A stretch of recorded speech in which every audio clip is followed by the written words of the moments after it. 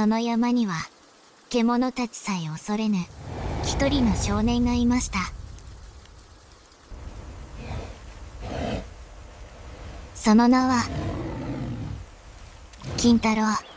昔々、足柄山の深い山あいに、金太郎という少年が暮らしていました。金太郎は、母と二人、山の小さな家で暮らしていました。けれど金太郎には、普通の子供とは違うところがありました。小さな体に、とてつもない力を持っていたのです。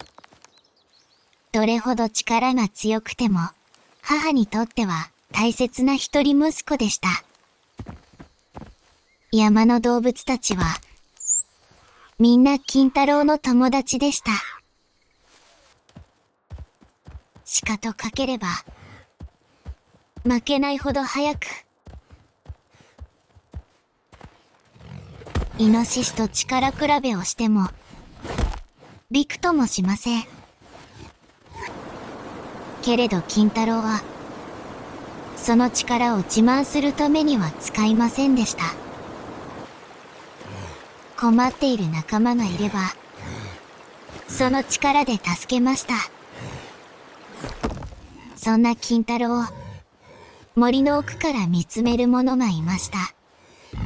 現れたのは、この山でもひときわ大きな熊でした。金太郎は逃げるどころか、熊に力比べを挑みます。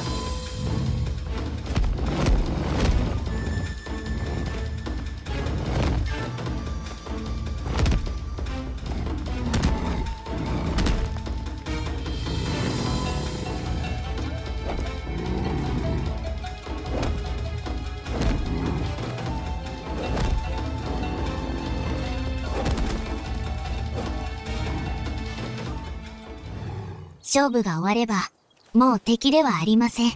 熊もまた、金太郎の大切な仲間になりました。ところが、その日の夕暮れ、山の空が急に暗くなり始めました。やがて足柄山を激しい嵐が襲い、怯えた動物たちが金太郎のもとへ集まってきました。その頃、山では大きな異変が起きていました。崩れた岩と木が川を塞ぎ、行き場を失った水がみるみる増えていきます。その先には、逃げ場を失った鹿の親子がいました。母は何も言わず、金太郎を見つめて静かにうなずきました。金太郎は仲間たちと、嵐の山を駆け抜けます。金太郎は鶴を体に巻き、その端を熊に託しました。一歩、また一歩。金太郎は鹿の親子を連れて戻ってきます。しかし、危機はまだ終わっていませんでした。どれほど力を込めても、巨大な岩は動きません。その時、熊が、イノシシが、猿たちが、金太郎のところに集まりました。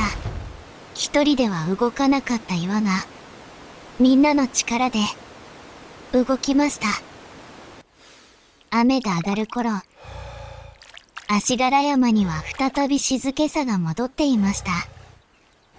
その様子を、山を通りかかった源頼光が見ていました。頼光は金太郎に、都へ来て自分と共に働かないかと声をかけました。母は寂しさをこらえながら、金太郎の新しい道を後押ししました。こうして金太郎は、山の仲間たちに見送られ、新しい世界へ歩き出します。そして後に、金太郎は酒田の金時と名乗り、頼光に仕える武士として、その名を残したと伝えられています。おしまい。